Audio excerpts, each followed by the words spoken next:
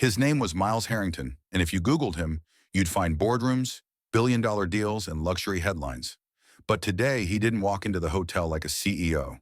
No suit, no assistant, no polished car waiting at the curb, just sneakers, jeans, and a quiet determination in his eyes. The hotel, the Aurelius, was one of his proudest achievements. 5 stars, architectural awards, a place where guests were promised to feel like royalty. But lately, that crown had begun to crack. Miles had received a flood of complaints, not from elites, but from everyday travelers. Cold receptions, mysteriously canceled bookings, and a front desk that seemed to play favorites. He could have handled it the easy way: emails, meetings, a polite warning. But this wasn't about business. It was personal now. Respect was the foundation of his empire, and something told him that respect was in short supply behind these golden walls. So he came alone. No one recognized him, and that's exactly how he wanted it. Because sometimes the only way to see the truth is to walk through the front door as if you don't matter at all. And today, Miles Harrington didn't matter, at least not to the people about to learn exactly who they were dealing with. Miles stepped into the grand lobby of the Aurelius and felt an odd chill. Not the kind caused by air conditioning, but the colder kind: indifference. A couple of guests glanced his way and quickly looked past him. He walked to the front desk casually, as if he didn't own the damn place. Because right now, that wasn't the point. He needed to see it all, raw, unfiltered. The desk was manned, or rather womaned, by a 20-something with frosted blonde hair, acrylic nails, and an attitude thick enough to cut with a steak knife. Her name tag said Tiffany. She was slouched behind the counter, half scrolling on her phone, the other half pretending not to notice the man standing directly in front of her. Miles cleared his throat. Nothing. He tapped the counter gently. Still nothing. "Excuse me," he said, voice calm, measured. A dramatic sigh escaped her lips as if he'd just ruined her entire afternoon. Her eyes lifted slowly, unimpressed. "Yeah? Not welcome to the Aurelius. Not how may I help you. Just, yeah?" Miles gave a polite smile. "I have a reservation." Miles Harrington Tiffany blinked. Her fingers hovered over the keyboard, then began tapping with the grace of a cat walking across piano keys. "Harrington." "Nope, nothing under that name." He raised an eyebrow. "Could you check again?" Another sigh. "I just did." He pulled out his phone, opening the confirmation email. "Here's the booking. Confirmation number, date, everything." She glanced, barely. "Yeah, sometimes the system glitches. Maybe you booked the wrong location?" "I didn't," he replied evenly. "This is the Aurelius. My reservation is here." Tiffany smirked, the kind that dripped with condescension. "Sir, people make that mistake all the time." He leaned slightly closer. "And if I didn't?" She shrugged. "Then I guess the system lost it. Not my fault." Miles inhaled deeply. He could feel it, the moment of clarity. This wasn't a glitch. This wasn't a system error. This was personal. Her eyes had scanned his sneakers, his hoodie, his quiet presence, and made a snap judgment. He didn't look like someone worth helping. That's when he pulled out his second phone, the one with internal admin access.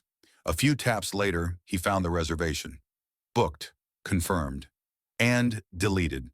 Deleted manually by Tiffany. There it was, her name, right next to the action log.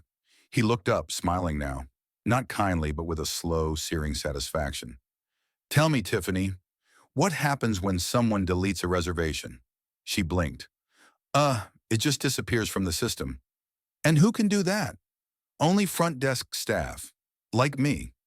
"Exactly." He turned the phone toward her. Her name was there in black and white, her face drained of color. She stammered. I didn't." "Don't," he interrupted softly. "Just don't." For the first time, she looked nervous. Really nervous. Good. Because this was the beginning of a reckoning, and Miles Harrington had just confirmed everything he came to uncover. Tiffany's fingers twitched over the keyboard like they might magically undo what she'd just done. But there was no back button for this. Miles stood calmly, the phone still facing her, the damning log on full display. Her name, the action, the deletion. right there in company records. I, I didn't mean to, she stammered, her voice cracking under pressure. Don't lie, Miles said quietly, but firmly. You saw me. You made a decision. You erased my existence from your system because I didn't look the part. Her mouth opened again, but no words followed. Her eyes darted nervously to the side as if hoping someone might come save her. No one did. Miles let the silence settle between them, heavy and suffocating. Then with practiced calm, he took a step back and gave her a polite smile. Here's what's going to happen, Tiffany. You're going to find me a room, right now. She blinked rapidly, nodded, and scrambled to the keyboard like her life depended on it. The click-clack of keys was shaky, frantic. Okay. Room 1412. Miles didn't move. That's the one next to the staff elevator, across from the ice machine, with the lovely view of the dumpster out back. Tiffany froze. You thought I wouldn't notice, he said with a half smirk. I designed this building. Her cheeks flushed pink. I didn't mean... Stop! The lobby had grown quieter. A few guests were starting to glance over, sensing tension in the air. The bellhop near the entrance adjusted his cap twice, pretending not to watch. It didn't matter. Miles had come here for the truth, and now he had it, served cold. He took the key card from her slowly, looked at the room number, then dropped it back on the counter. I'm not taking that room. Tiffany swallowed hard. Without another word, Miles turned and walked away. Not toward the elevator, but toward the manager's office tucked behind a glass-paneled wall. No knocking. He stepped in like he owned the place. Because he did. Inside, a pale man in a too-tight tie looked up from his desk, startled. His name tag read, Grant Reynolds, General Manager. Mr. Harrington, he blurted, standing so fast his chair nearly tipped. We didn't know you were coming, sir. Miles closed the door behind him. Clearly, Grant wrung his hands like a teenager caught cheating on a final. If we had known, you'd have faked it better, Miles finished. He stepped forward, towering with quiet control. You've had complaints, you've read the reports, and yet Tiffany is still at the front desk. Grant's lips moved, searching for excuses. Miles didn't give him the chance. She just deleted my reservation. The blood drained from the manager's face. Sir, I'll speak to her immediately. We'll retrain. Miles cut him off with a single look.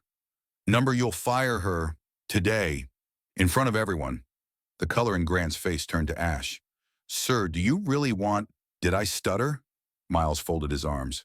This hotel runs on respect, he said, and starting now, it answers to me again. The manager, Grant Reynolds, stood frozen for a beat, his face pale, throat bobbing as he swallowed. He was weighing his choices, the same way men with weak backbones always did when the winds of power changed direction. Miles didn't move, didn't blink. The silence was sharp, slicing through the polished air of the manager's office like broken glass. Then finally Grant nodded. Yes, sir, he croaked. Good, Miles said, brushing past him and opening the office door. The lobby was still buzzing with soft murmurs. A family near the couch stopped mid-conversation. Two guests at the concierge desk leaned back just slightly, pretending to study brochures while their eyes flicked over. Tiffany looked up from the front desk and stilled. She knew. Grant followed Miles out with slow, reluctant steps, each one echoing with finality. He walked up to Tiffany, his mouth opening but struggling to find words. Tiffany, he said, voice low but not low enough to hide. We need to talk. She blinked. Sir? In private? She asked hopefully. Grant looked toward Miles. Miles shook his head, just once. Grant turned back to her. You're being terminated, effective immediately. The air in the lobby thinned. Tiffany's jaw dropped. What? Are you serious? Miles watched her crumble in real time. The confidence, the dismissiveness, the smug smile, all of it evaporated in seconds. You can't be serious, she hissed. Over a stupid reservation? Grant cleared his throat. You deleted the CEO's booking. That's not just a mistake. That's sabotage. Her head whipped toward Miles. You're the CEO. Miles stepped forward now, cool and composed. You thought I was beneath you. Turns out, I was the very reason you had a job in the first place. Her lips parted. She looked like she might cry, might scream. This is insane. I didn't know. If I had known, and that's the problem, Miles interrupted. You shouldn't have to know someone's title to treat them with respect. The lobby was completely silent now. Not a breath, not a shuffle. Just the sound of Tiffany's world crashing down. She turned to Grant, desperate. Please, I need this job. Grant shook his head. I'm sorry. No, you're not, Miles said flatly. But you will be. You've let rot grow in this place long enough. Tiffany stood stiff, as if trying to process what had just happened. Then she snatched her handbag, storming from behind the desk. This place is a joke anyway, she spat, walking toward the exit. As she passed Miles, she gave him one final glare. He didn't flinch. He just smiled. And with that, Tiffany was gone. The elevator chimed in the background. Guests remained awkwardly still, as if witnessing a scene they weren't sure they were allowed to watch.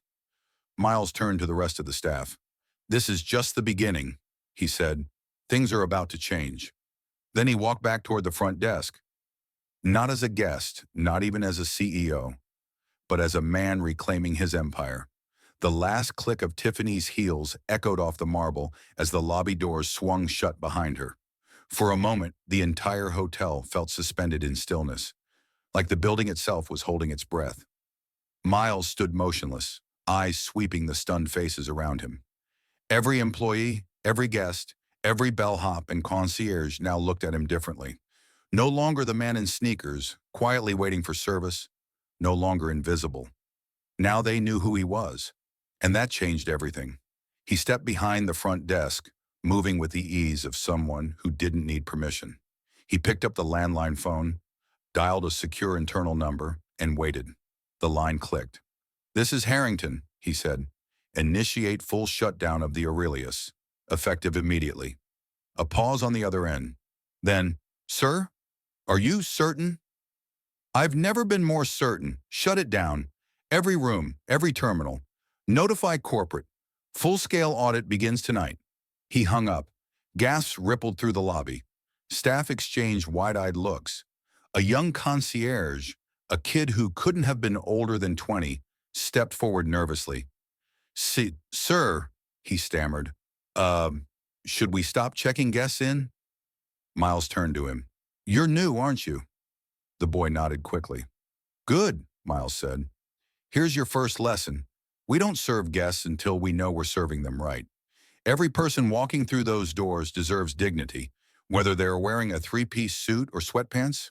He turned to the rest of the staff, his voice louder now, steady and calm.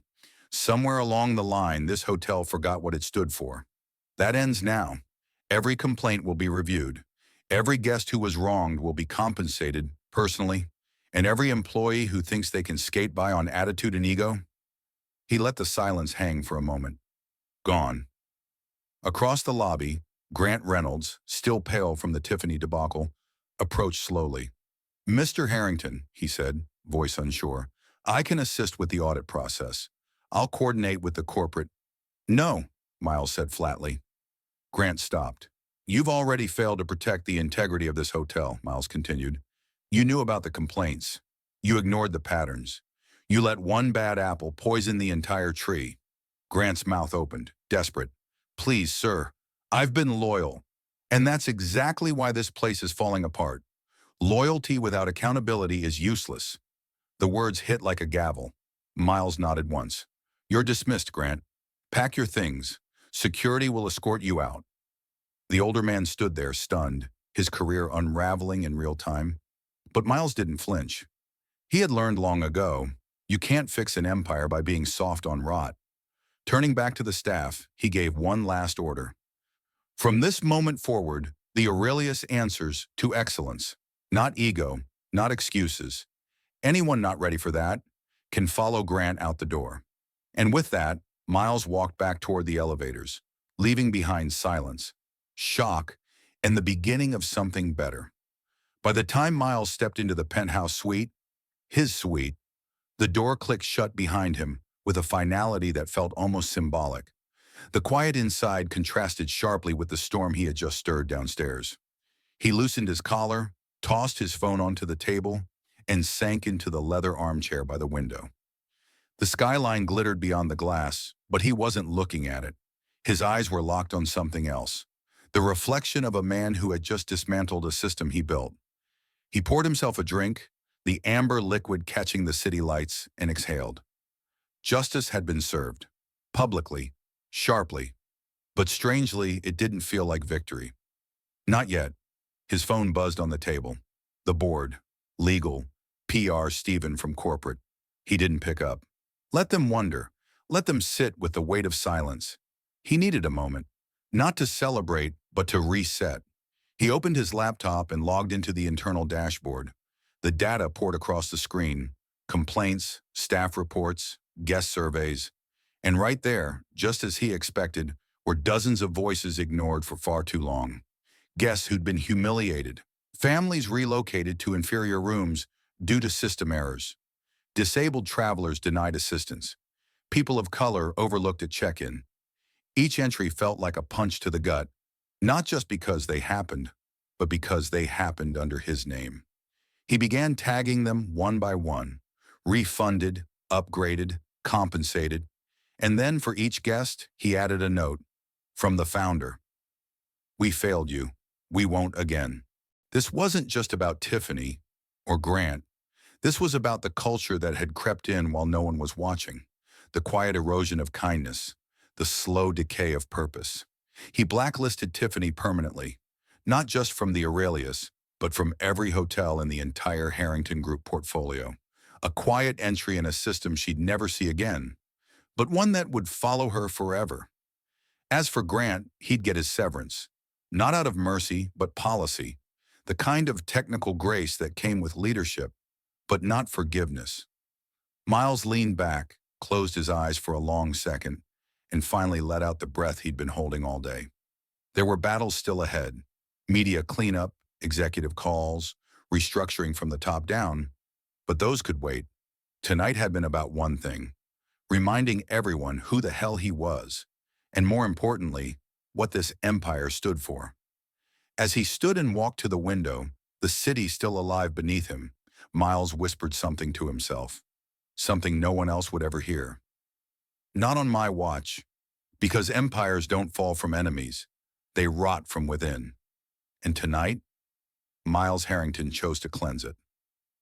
The next morning, sunlight spilled through the floor to ceiling windows of Miles Harrington's suite, but he'd been awake long before dawn, not out of restlessness, but resolve. A new memo had already been sent to every regional director: zero tolerance for disrespect, bias, or neglect at any level. The message was clear. What happened at the Aurelius would not be buried. It would become the blueprint for change. Downstairs, the lobby buzzed with a new kind of energy. Staff whispered his name with reverence. Guests were greeted with warmth, sincerity, not scripts. The tension from the night before had been replaced by something rare: accountability. But for Miles, the true victory wasn't Tiffany's firing or Grant's dismissal. It was the look on the face of a young housekeeper who smiled at him like he mattered, not as a billionaire, but as a man who had listened. Because in the end, this wasn't about titles or power. It was about restoring dignity to every inch of his empire. And the next time someone like Tiffany looked at a stranger and decided they didn't belong, they'd remember what happened here and think twice. Miles Harrington had made sure of that. Life lesson. True power isn't in titles. It's in how you treat people. The story of Miles Harrington isn't just about a billionaire reclaiming his hotel. It's about what happens when people forget the value of respect. Tiffany judged a man by his shoes, not his soul. She assumed power had to come in a tailored suit and a gold watch. What she failed to understand is that real power doesn't need to announce itself. It simply shows up, watches quietly, and acts decisively. This story reminds us that you never truly know who you're talking to, and more importantly, you should never need to know in order to treat someone with basic decency. Kindness isn't something you reserve for the wealthy or well-dressed. It's a standard, not a reward. So whether you're working a front desk, leading a company, or just passing a stranger on the street, choose to treat everyone like they matter. Because one day the person you're ignoring might be the one who owns the building you're standing in. And when that day comes, you'd better hope you chose respect.